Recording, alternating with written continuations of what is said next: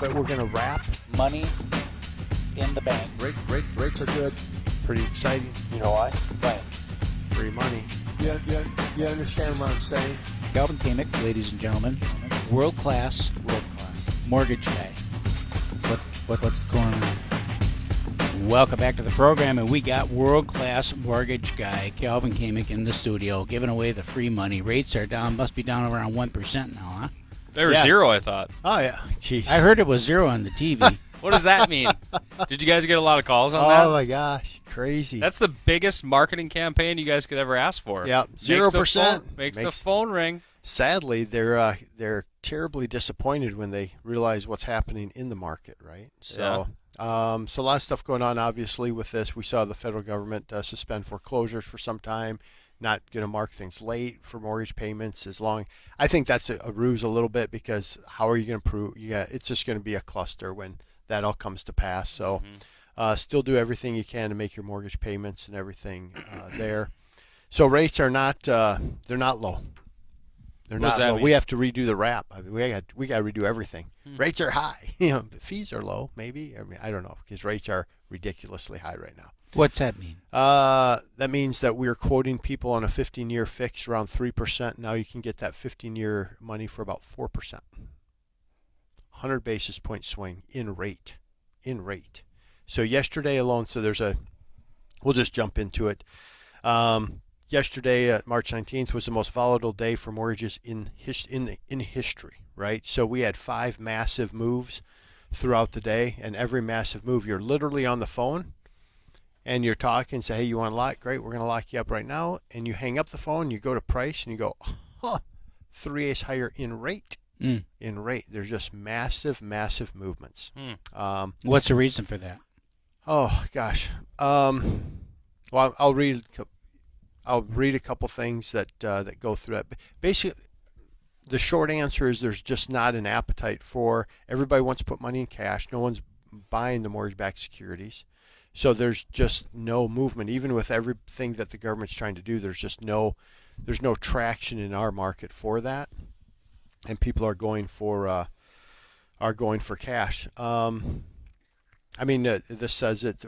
For flawless scenarios and depending on details, fixed rates in the low 3s range were a thing for a few hours, a few days recently. That's no longer the case. And I'll just read this because it helps kind of put it in perspective. Unless you make a habit of watching real-time bond trading, it's hard to convey just how insane the past 2 weeks have been. I'll put it this way. By Friday of last week, after watching this stuff for nearly 2 decades, I was sure I just witnessed the craziest day of mortgage bonds that I'd ever seen or possibly would ever see. As of yesterday, this week was already crazier, and today took another level. Today alone, in one individual day, was more volatile than the entirety of last week by a wide margin.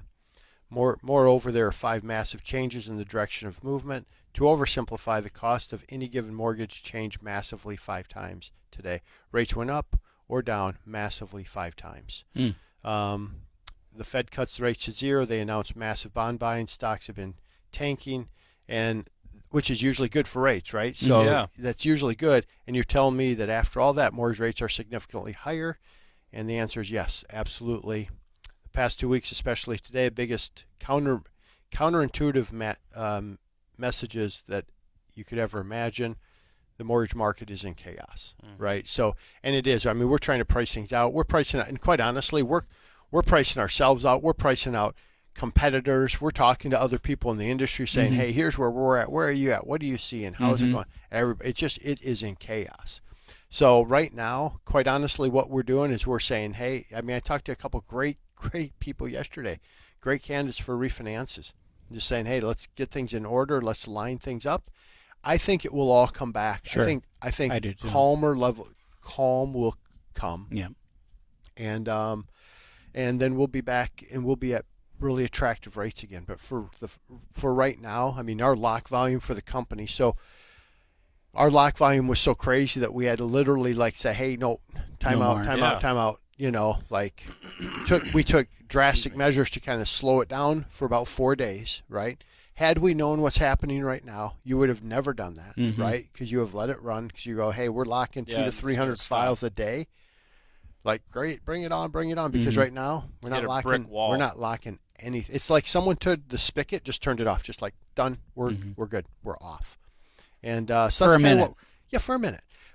So in a way, right? In a way, it's good for our industry because everybody's like, okay, how many locks today? Let's get this 40.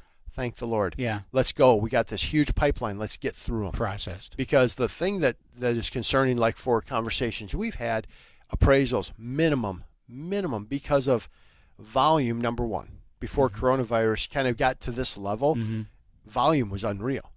Without coronavirus, it was 3 weeks now for an appraisal. So when you guys are saying, hey, we can close in a month, probably not. Yeah. Because we're not going to see an appraisal for 3 weeks. That means you're giving us a week to get. Just tough, right? We'll do it, but it's tough. So now we're seeing that. Now you layer on this. Now we're getting emails out from our appraisal management company that appraisers are concerned about going into the homes. They'll do drive-bys. They won't go in, and some of it I understand. And my wife always encourages me to be more thoughtful and compassionate about all of it. I'm just like, just walk through. Just look, please. You need them. But that's Where not gloves being, don't touch anything. Yeah.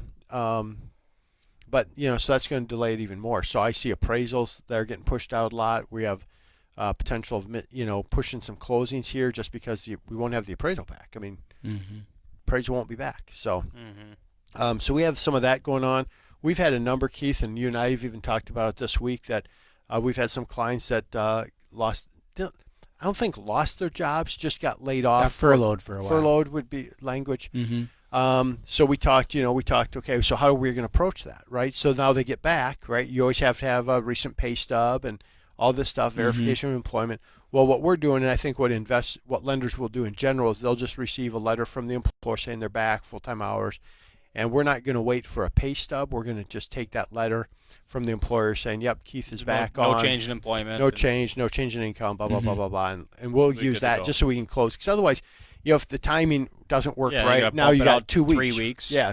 I get paid once a month. Or I get paid 2 every weeks 2 of work, plus then you get the paycheck. Right. Yeah.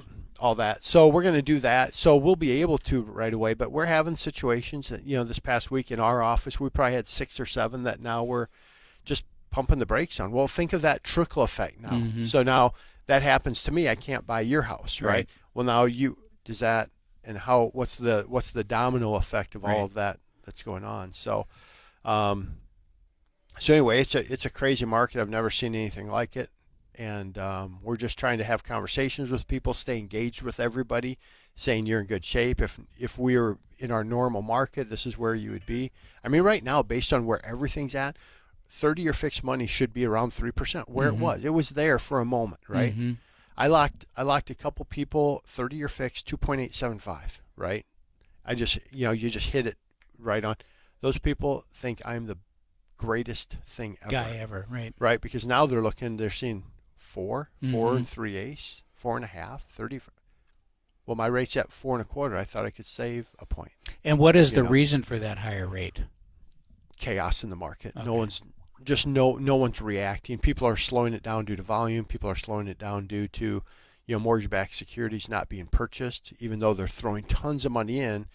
Investors are holding on to cash. There's a whole other article that I won't go into because no one cares that much, but people are holding on to they're holding on to cash. They're waiting to see what happens. They're not even grabbing mortgage-backed and where the securities money's right going to go. Right. Yep. And once Because the once stock they get a market- sneff of that, Because the stock market will turn around. yeah, people well, are gonna dump and people money are into going to the- just buy Well, huge. I talked to somebody I knew, and they put $800,000 into the market after the first time the market went market limit down. They're like they went 800 in, just like boom. Well, there's been 3 subsequent days of market limit down. Now he'll still probably be in great shape because you're buying it at that low, at the low.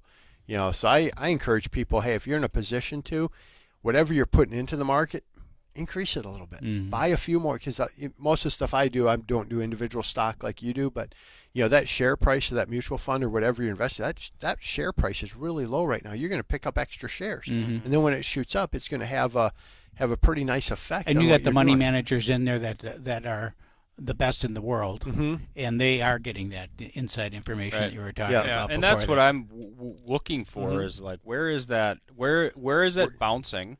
Yeah. Before, and we know with the environment with the virus, there is a sort of a time frame that we can look to because we can see what's going on in Italy and Mm-hmm. in Europe and other countries in Europe and look over whatever reliable information we get from China to see how that kind of runs its course. I think what the United States is doing to basically say at the front end, stay home, be safe, don't be around people, don't go visit grandma and grandpa with your kids right now, will probably help to curb that. And there's so much rhetoric like, see, there's only so many people, and Senior and I have conversations about it as well, just like, it's not even that bad, the flu's not as this and that, and the other thing. Well, also, we're taking severe measures up front right now before it kind of goes this way, right? Mm-hmm. This is, if you just want to get into the numbers a little bit in the last 28 seconds. So we got 300 million people in the country.